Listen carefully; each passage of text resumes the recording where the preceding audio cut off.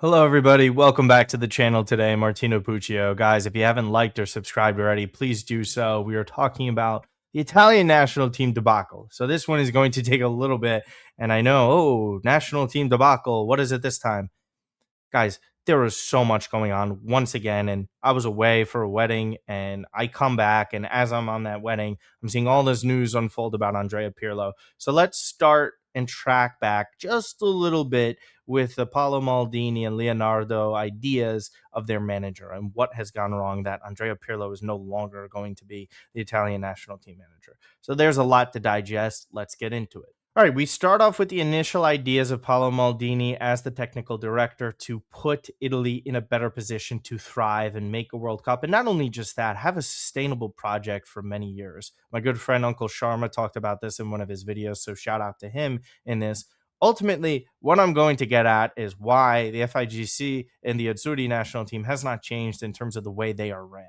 So when you hire Paolo Maldini to do a job or you hire anyone to do a job, you try and give them that autonomy to do that position, right? Like Maldini comes in as technical director. He's allowed to choose who he wants as this national team manager. He works with Malago and Leonardo to try and put them in the best position forward.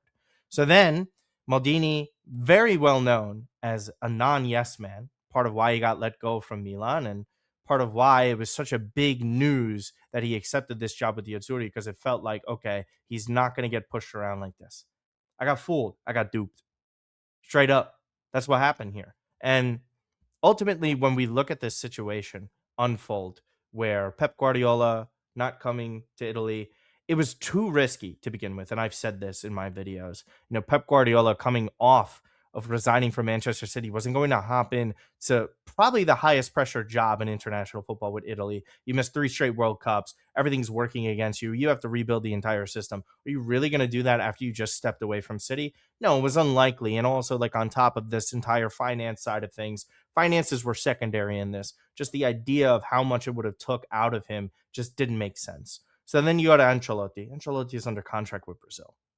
I don't know what we're really doing there. Okay. I am not under the belief that Italy should move in the direction backwards, meaning Roberto Mancini or even Antonio Conte. What Italy needs right now is stability. One could argue Roberto Mancini does bring stability, right?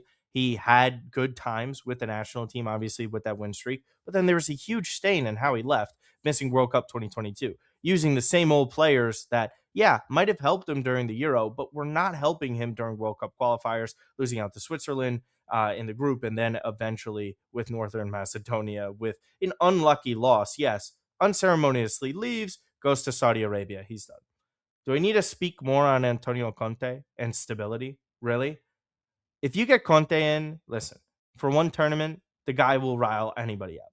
And I think he would do a good job. There's no denying that. We know the level of manager that he is. Once again, leaves Napoli after whatever the issues were with him. But this is what he does everywhere he goes. You can't have a manager, even though he is successful, come in, go in, do some work, and then leave. Conte needs to be a long term guy. Conte is never going to be a long term guy. So to expect that out of him, I understand why Maldini didn't want to go in that direction. But from all the reports that we're reading and hearing is that Malago wants to go back in the Mancini and Conte direction, whereas Maldini wants to go into a new, fresh direction. Some of the candidates I don't agree with, most notably Andrea Pirlo, which we'll arrive to right now. Andrea Pirlo was Maldini's pick. Definitely out of left field in terms of ideas with managers that have plenty of experience on their CV and a successful one at that. Andrea Pirlo is anything but that, right? Had some success at Juventus. We talked about it in our last video with Matt on the appointment of him. The CV is not great. Maybe some jobs he did take that were poor. Don't take that Sampdoria job. He goes to Dubai United. Like, really, like, you're downgrading every way you go, even though he was thrusted into the Juventus situation where, listen, they won Coppa Italia. They won a Supercoppa. Not for nothing. After this, what have Juve really done? And it's not to say Maldini's great. Oh, sorry, Andrea Pirlo is great. But it really highlights the fact that Pirlo wasn't necessarily the problem at every club he arrived to. But with Italy in this situation, they need someone with experience, a better CV, and I understand the backlash with it.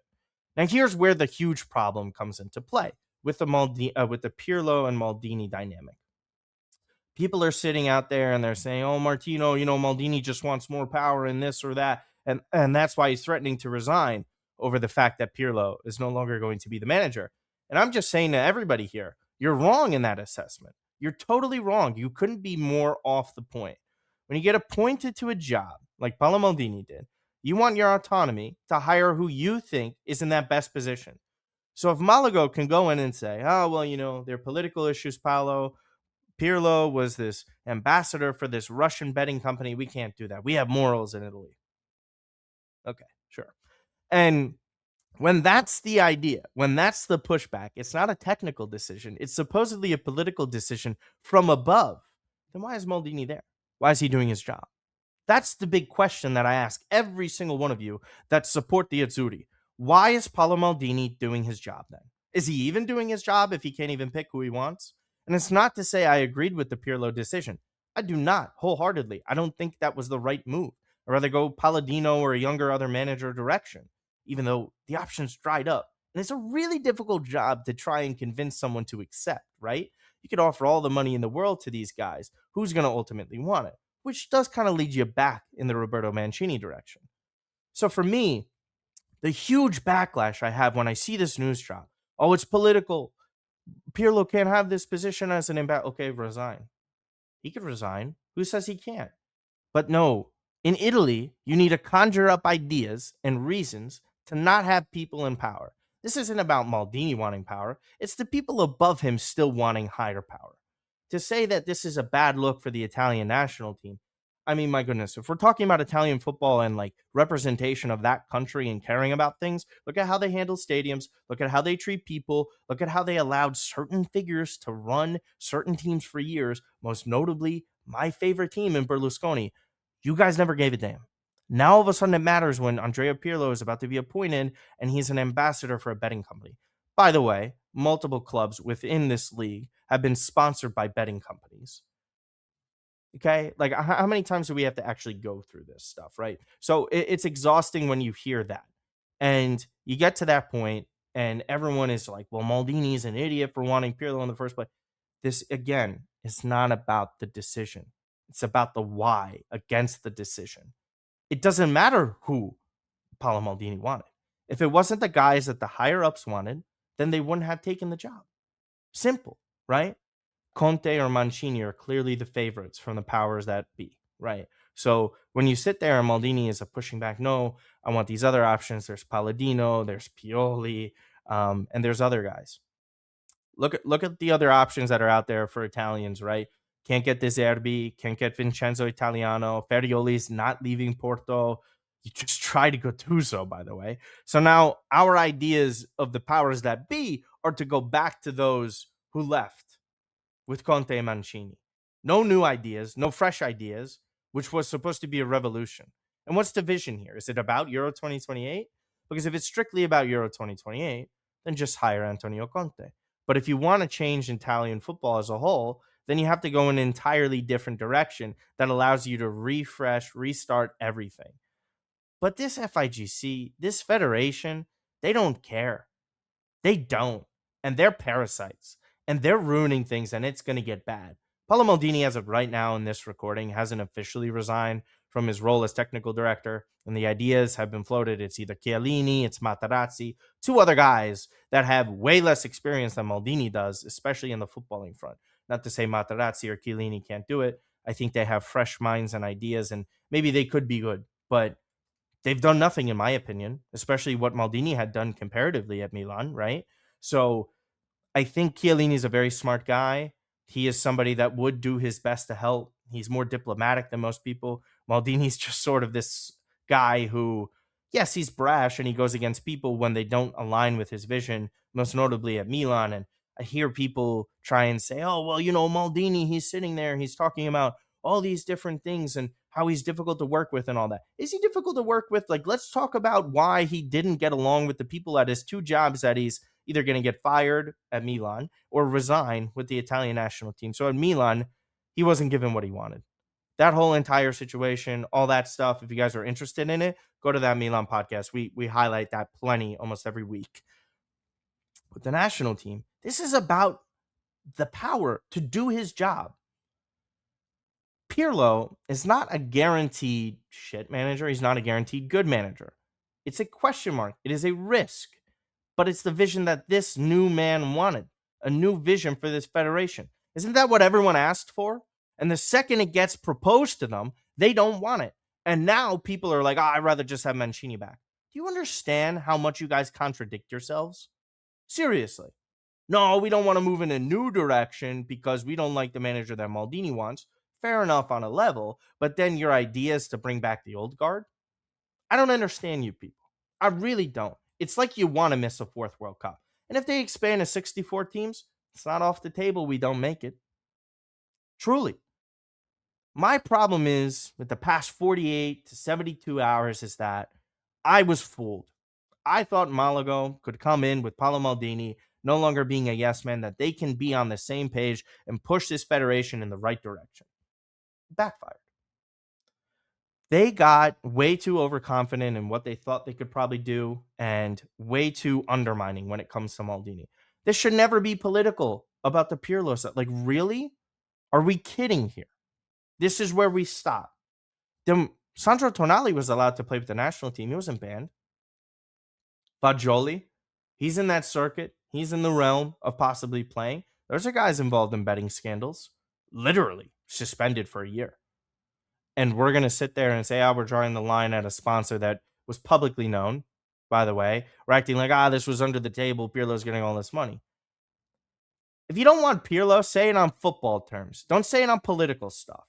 Because we know the political stuff in that country is a joke. It is a joke. The bureaucracy is a joke. The politicians are a joke. They're dirty. They don't care about anyone but themselves. And it's reflective in this national team. I'm sick of it. We're all sick of it. It couldn't take 12 years of missing World Cups, 3 straight, for people to wake up and realize things. Outside of the Euro run, which was phenomenal, it wasn't a fluke. Outside of that, what have they done? Italian football Serie A, it's dying. We haven't had a Champions League winner in 16 years. We'll probably hit 20 at the rate a lot of these clubs are going at right now. I urge and caution all of you to say, even if you are against what Maldini was doing, do you think it's a good sign that he is resigning already? Do you think that's a sign of him being poor? Or is it a sign of this federation not changing at all, despite the fact that we see faces change? It's like there's a puppet master above everyone else, and you can't see those strings being pulled. That's what's going on right now. And if people want to argue against that, I think you're naive, truly, because this isn't about football. It's way beyond that. And that's the problem here. That's why Maldini's probably going to resign. That's why Leonardo's probably leaving. That's why Pirlo isn't showing up. And Malaga, to an extent, I don't think he gets it. I don't think he gets it at all. I don't really think when he appointed Maldini, he would understand that, like, what's the possibility of something saying Guardiola and Ancelotti don't obviously come through because they were sort of pipe dreams in a way. What's our pivot? What's our transition? And they're split on that transition. And there seems to be one manager that could be on the same page as all of them, and that's Raffaele Palladino. Possibly, maybe. Who knows? I'm not guaranteeing anything with that. I think there are still question marks. Left Fiorentina and Atalanta in poor taste, although I think he's a young and proven manager, much more so than Pirlo. And for me, that kind of makes sense when you're checking all the boxes. And beggars can't be choosers, by the way, guys. Mancini or Conte. I'm not going to be this guy that if either one comes back or they're hired, that I'm going to be all up in arms about it. All I'm going to say is reap what you sow. I'm going to be rooting for Mancini. I'm going to be rooting for this national team. But in the back of my mind, when I watch and I see and I read everything and I see how things develop and I see no change, why should I feel enthused about bringing back Mancini? How many times reunions in football, everything is contextualized. It has to be contextualized. There's so much more nuance to it. It's not like, well, it's a guaranteed failure if you bring a guy back. No, not necessarily true. But at the same time, do you want to bring a guy back who was just in Saudi Arabia and cost you the 2022 World Cup? And by the way, people who want to argue that, Jorginho missed the penalties. Why? Why was Jorginho taking them? Whose idea was that? Who started Domenico Berardi when he wasn't playing that well? I could point to one person for that, and that's Roberto Mancini. The players have to execute, no doubt. But when you saw Jorginho struggling like that, then why is Mancini going with him? A debacle. They're a disgrace.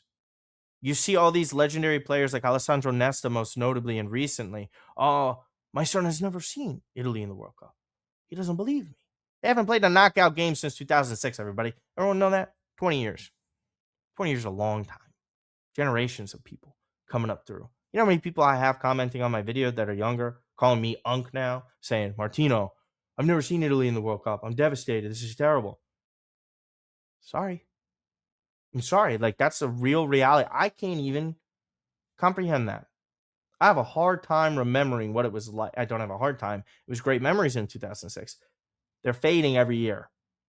And each time that we try and go in a different direction with this federation, different direction, stuff like this happens. And again, to round out my points here, this is not about Pirlo as a technical decision, right? Like as an X's and O's football manager. It's not about that. It's about allowing the guys that you hired in their position to do their job. And if people want to go and defend Malago saying, oh, well, you know, he's got the autonomy at the end of the day, then what does it matter for Paolo Maldini? Doesn't matter. Why is there pushback? That is strictly political. If it's not even football, then why are we here? Well, now I have to worry about if someone's sponsored by someone or this or that, and everyone's like, oh, the vetting process, Martino, you have to worry about the vetting process. It was publicly known. Why didn't anyone talk about it to begin with in the first place if it was such a big issue? He's been an ambassador for a little bit. Why didn't that get brought up in general in the newspapers and politicians? Where's the backlash then? This is what I'm talking about. It's faux outrage, and you're falling for it. And you're siding with the guys that have been holding back this federation for years. Either you wake up and smell the coffee and realize FIGC and the Italian Football Federation are not changing, or you can be naive and go down that tunnel where you think, oh, well, oh boy, I think we can make the 60-14 World Cup, being a nation that won 4 World Cups and 2 Euro. You're losers, loser mentality. And you exactly deserve everything that's going on right now. So ultimately, we'll see who becomes the next Azzurri manager. We could have a new technical director within the next 24 hours, hell, 12 hours. We'll see what happens. Regardless of the outcome here, Italy have huge egg on their face. They look stupid. They look incompetent. And it doesn't matter if Maldini stays or goes. Malago, Maldini, Leonardo, the politicians, everyone involved failed everyone again. Again. And we didn't even get a chance to disqualify for a 4th straight World Cup. Think about that. I'm disgusted today as an Azzurri fan. I think many people should be, because regardless, we're all losers. Doesn't matter who you want as manager. Doesn't matter who you want as technical director. Italy look like fools and clowns once again. And that's the only thing that matters at the end of the day. We're not changing. We're not moving forward in a better direction. Other than that, thank you guys so much for listening and watching this video. Please like and subscribe. Check out our other channel, That Milan Podcast, that I do with Matt Santangelo. He does great work. You can follow me at Martino Pucci and Martino Puccio on every other social media platform. Other than that, take care, guys. Enjoy your summer.